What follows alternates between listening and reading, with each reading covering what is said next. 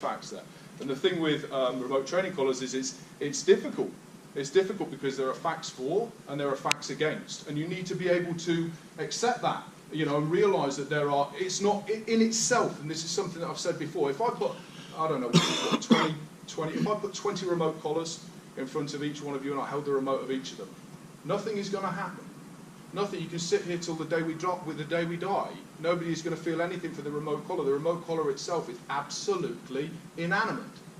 It's when I begin to use that remote collar, how I use that remote collar, the intention that I have when I animate that remote collar, the circumstances in which I use the remote collar. These are the things that come in. These are the things that count. The collar itself is neither here nor there. It's what's going on up here and my intention. That is the thing. Now, Scotland, I think I said Scotland are looking to ban barring an approved trainer or a veterinary, you know, a vet, basically. Which, to be completely honest with you, and the banning of various remote training collars that are available on eBay or cheap copies or Chinese imports or anything, I absolutely wholeheartedly support. I completely support.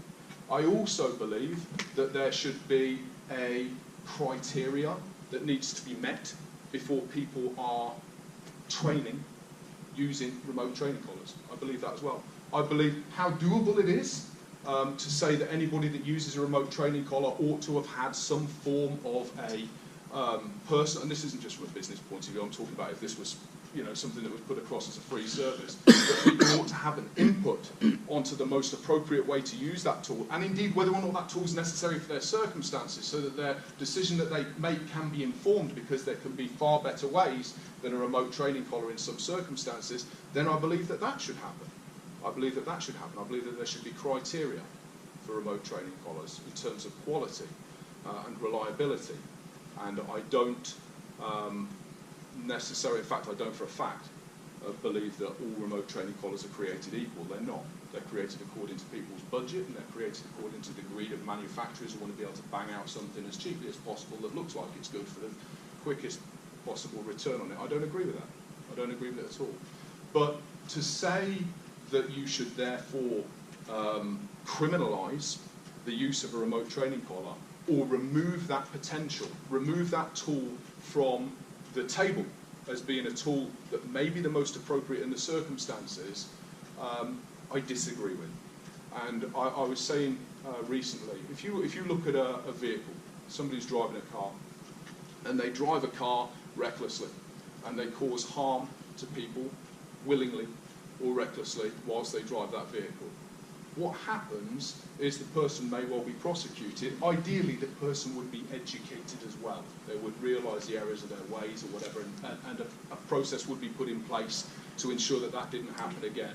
What wouldn't happen is that there would be an outcry for the banning of vehicles based on the fact that that tool had been used to cause that negative outcome.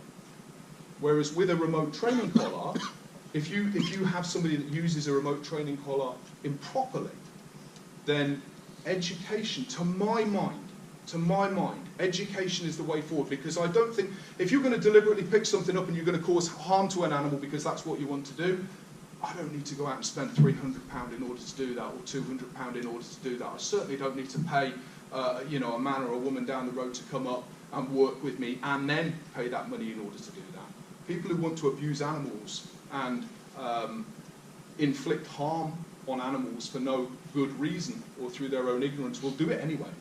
They will do it anyway. The tool isn't going to make that any more or less likely if that's your mindset.